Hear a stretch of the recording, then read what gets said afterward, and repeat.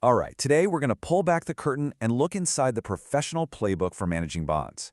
We're going to break down the exact tools that managers use to navigate the market, especially when those tricky interest rates are on the move. So let's jump right in. And that really gets to the heart of the matter for any bond investor, doesn't it? Is your portfolio just wallows along for the ride, getting tossed around by every little market shift? Or is it a finely tuned vehicle that you can actually steer, anticipating what's coming up on the road ahead? Well, to do that steering, to really be in control, managers rely on a kind of dashboard. And on that dashboard, there are two fundamental numbers. You can think of them as the two most important gauges you need to be watching to know where you're going and what kind of risks you might be facing.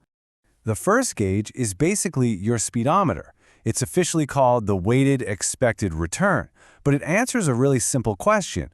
Right now, how fast is my portfolio actually growing? So how do you figure this out? It's actually way simpler than it sounds. You just look at each asset you own, figure out what percentage of the whole portfolio it is, and then multiply that percentage by its own return. You do that for everything you've got, add them all up, and boom, that final number is your speed. So when we run the numbers for the example portfolio from our source material, this is what we get: a total return of 13.58%. That's our speed. That's the rate of growth for the entire portfolio at this moment. But speed is only half the story. Any good driver knows you also have to be aware of the road conditions ahead. And that is where our second number comes in. This is the risk sensor, or what's formerly known as portfolio modified duration. And the great news is, the math here is pretty much identical to what we just did.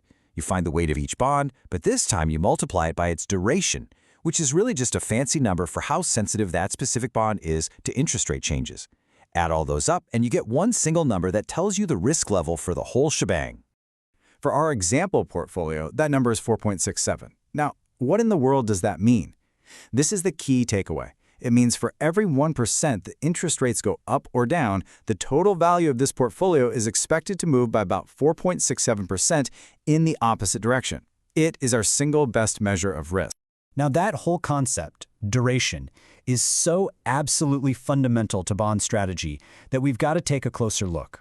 It's not an exaggeration to say that this is the language of risk and return in the bond market. You'll hear about two main types of duration. First up is Macaulay duration. The easiest way to think about this one is as the time dimension.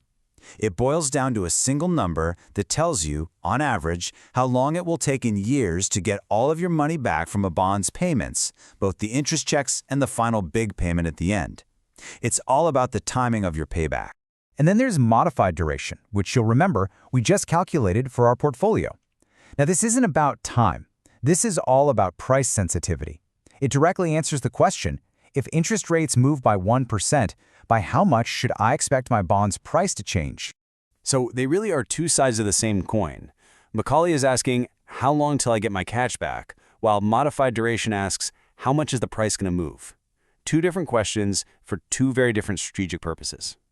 Okay, and this is where it gets really cool. This is where the actual strategy comes in. Because what's so interesting is how you can use duration to structure a portfolio.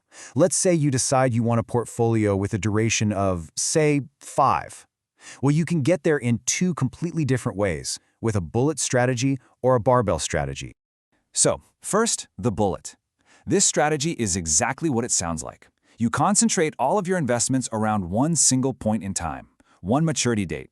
If you drew it on a timeline, it would just look like a single bullet. You're making a very, very focused bet on a particular part of the market. The other way to do it is the barbell, and here you do the total opposite. You split your money between some very short-term bonds and some very long-term bonds, and you completely ignore everything in the middle. Your portfolio has weight on the two extremes, just like a weightlifter's barbell. And this table right here, this is where the genius of the strategy becomes clear. See, if all interest rates move up or down together, that's called a parallel shift, then both the bullet and the barbell perform exactly as their duration number predicted. No surprise. But what if short-term rates and long-term rates move differently? What if the yield curve twists? Well, in that scenario, the barbell portfolio is very likely to outperform the bullet, even though they started with the exact same overall risk number.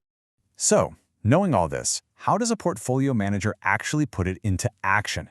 It all comes down to one thing: making an educated guess and anticipation about where you think interest rates are headed next. Let's walk through the playbook. Scenario 1. You've done your analysis, you're reading the economic tea leaves, and you are convinced that interest rates are about to fall. What's the play? It's simple. You lengthen your portfolio's duration. That means you start selling some of your shorter-term bonds and buying longer-term bonds. And the logic behind this is it's simple and it's powerful. We know that when rates fall, all bond prices rise. But, and this is the kicker, the prices of long-duration bonds rise way more than short-duration bonds. So by lengthening your duration, you are positioning your portfolio to capture the absolute maximum profit from that move. Okay, let's flip it. Scenario 2. Now your analysis is telling you the opposite.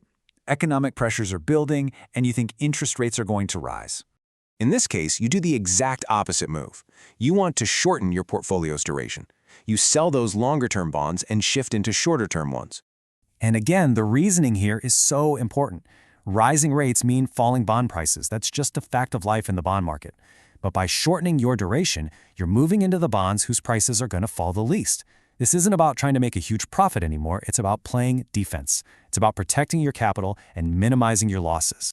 And that brings us right back to where we started. Understanding these tools, the return, the duration, the strategy of a bullet versus a barbell, this is what separates just reacting to whatever the market throws at you from actively anticipating the next move. It is how you take control of the dashboard and really start to steer.